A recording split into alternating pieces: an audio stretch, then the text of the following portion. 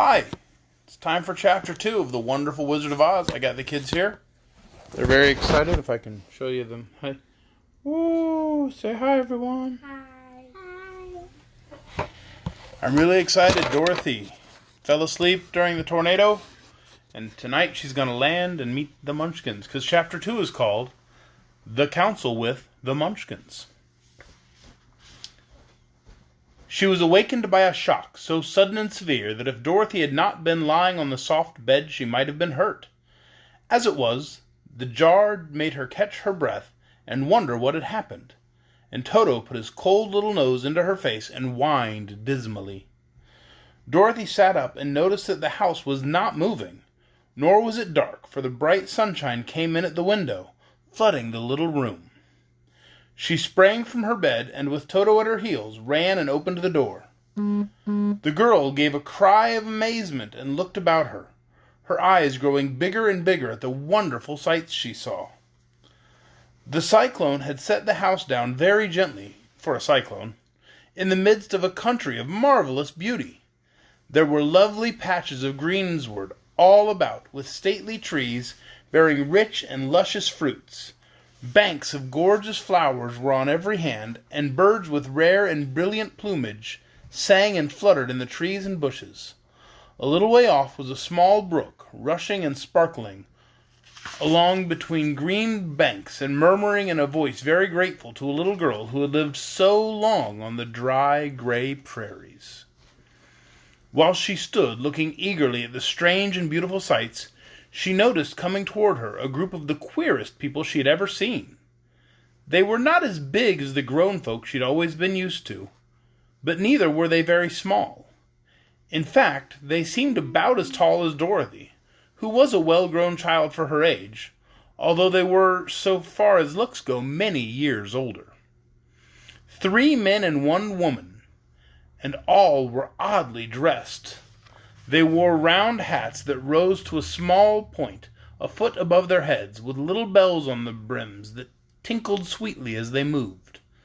The hats of the men were blue, the little woman's hat was white, and she wore a white gown that hung in pleats from her shoulders. This is a picture of the people walking up to Dorothy. Over it were sprinkled little stars that glistened in the sun like diamonds. The men were dressed in blue of the same shade as their hats, and wore well-polished boots with a deep roll of blue at the tops. The men, Dorothy thought, were about as old as Uncle Henry, for 2 of them had beards. But the little woman was doubtless much older. Her face was covered with wrinkles, her hair was nearly white, and she walked rather stiffly. When these people drew near the house where Dorothy was standing in the doorway, they paused and whispered among themselves, as if to come further. But the little old woman walked up to Dorothy, made a low bow, and said in a sweet voice, "You are welcome, most noble sorceress, to the land of the Munchkins. We are so grateful to you for having killed the wicked witch of the East, and for setting our people free from bondage." Dorothy listened to this speech with wonder. What could the little woman possibly mean by calling her a sorceress and saying she'd killed the wicked witch of the East? Dorothy was an innocent, harmless little girl who'd been carried by a cyclone many miles from home, and she had never killed anything in all her life. But the little woman evidently expected her to answer, so Dorothy said, with hesitation, "You're very kind, but there must be some mistake. I have not killed anything." "Your house did anyway," replied the little old woman with a laugh, "and that is the same thing, see?" She continued, pointing to the corner of the house. There are her 2 feet, still sticking out from under a block of wood." Dorothy looked and gave a little cry of fright. There indeed, just under the corner of the great beam the house rested on, 2 feet were sticking out, shod in silver shoes with pointed toes. Oh dear," cried Dorothy, clasping her hands together in dismay. "The house must have fallen on her. Whatever shall we do?" "There is nothing to be done," said the little woman calmly. "But who was she?" asked Dorothy. She was the Wicked Witch of the East, as I said," answered the little woman.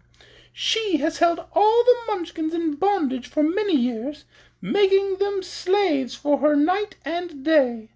Now they are all set free, and are grateful to you for the favor." "Who are the Munchkins?" inquired Dorothy. "They are the people who live in this land of the East, where the Wicked Witch ruled." "Are you a Munchkin?" asked Dorothy. "No, but I am their friend, although I live in the land of the North. When they saw the Witch of the East was dead, the Munchkins sent a swift messenger to me, and I came at once. I am the Witch of the North." "Oh, gracious!" cried Dorothy. "Are you a real witch?" "Yes, indeed," answered the little woman. "But I am a good witch, and the people love me. I'm not as powerful as the Wicked Witch who ruled here, or I should have set the people free myself." "But I thought all witches were wicked," said the girl, who was half frightened at facing a real witch.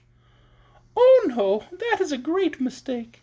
There were only 4 witches in all the land of Oz, and 2 of them, those who live in the North and the South, are good witches. I know this is true, for I am one of them myself, and cannot be mistaken. Those who dwelt in the East and the West were indeed wicked witches, but now that you have killed one of them, there is but one wicked witch in all the land of Oz, the one who lives in the West." "But," said Dorothy, after a moment's thought, "Aunt Em told me that witches were all dead, years and years ago." "Who is Aunt Em?" inquired the little old woman. "Oh, she's my aunt from Kansas, where I came from." The Witch of the North seemed to think for a time, with her head bowed and her eyes upon the ground. Then she looked up and said, "I do not know where Kansas is, for I have never heard that country mentioned before. But tell me, is it a civilized country?" "Oh, yes," replied Dorothy. "Then that accounts for it. In the civilized countries, I believe, there are no witches left, nor wizards, nor sorceresses, nor magicians. But you see, the land of Oz has never been civilized, for we are cut off from the rest of the world. Therefore we still have witches and wizards among us." "Who are the wizards?" asked Dorothy. "Oz himself is the great wizard," answered the witch, sinking her voice to a whisper. "He is more powerful than all the rest of us together. He lives in the City of Emeralds." Dorothy was going to ask another question, but just then the Munchkins, who'd been standing silently by, gave a loud shout and pointed to the corner of the house where the Wicked Witch had been lying. "What is it?" asked the little old woman, and looked and began to laugh. The feet of the dead witch had disappeared entirely, and nothing was left but the silver shoes. "She was so old," explained the Witch of the North, "that she dried up quickly in the sun. That is the end of her. But the silver shoes are yours, and you shall have them to wear." She reached down and picked up the shoes, and after shaking the dust out of them, handed them to Dorothy. "The Witch of the East was proud of these silver shoes," said one of the Munchkins. "There is some charm connected to them, but what it is we never knew." Dorothy carried the shoes into the house and placed them on the table. Then she came out again to the Munchkins and said, "I am anxious to get back to my aunt and uncle, for I am sure they will worry about me. Can you help me find my way?" The Munchkins and the witch first looked at one another, then at Dorothy, and then shook their heads. "At the east, not far from here," said one, "there is a great desert, and none could live to cross it." "'Tis the same in the south," said another, "for I have been there and seen it. The south is the country of the Quadlings." "I'm told," said the third man, "that it is the same at the west, and that country where the Winkies live is ruled by the Wicked Witch of the West, who would make you her slave if you passed her way." "The north is my home," said the old lady, "and at its edge is the same great desert that surrounds this land of Oz. I'm afraid, my dear, you will have to live with us." Dorothy began to sob at this, for she felt lonely among all these strange people. Her tears seemed to grieve the kind-hearted Munchkins, for they immediately took out their handkerchiefs and began to weep also. As for the little old woman, she took off her cap and balanced the point on the end of her nose while she counted 1, 2, 3 in a solemn voice. At once the cap changed to a slate on which was written in big white chalk marks, "Let Dorothy go to the City of Emeralds." The little old woman took the slate from her nose, and having read the words on it, asked, "Is your name Dorothy, my dear?" "Yes," answered the child, looking up and drying her tears. "Then you must go to the City of Emeralds. Perhaps Oz will help you." "Where is this city?" asked Dorothy. "It is exactly in the center of the country, and is ruled by Oz, the great wizard I told you of." "Is he a good man?" inquired the girl anxiously. "He's a good wizard. Whether he's a man or not, I cannot tell, for I have never seen him." "How can I get there?" asked Dorothy. "You must walk. It is a long journey through a strange country that is sometimes pleasant and sometimes dark and terrible. However, I will use all the magic arts I know of to keep you from harm." "Won't you go with me?" pleaded the girl, who had begun to look upon the little old woman as her only friend. "No, I cannot do that," she replied, "but I will give you my kiss, and no one will dare injure a person who has been kissed by the Witch of the North." She came close to Dorothy and kissed her gently on the forehead. Where her lips touched the girl, they left a round, shining mark, as Dorothy found out soon after. "The road to the City of Emeralds is paved with yellow brick," said the witch, "so you cannot miss it. When you get to Oz, do not be afraid of him, but tell your story and ask him to help you. Goodbye, my dear."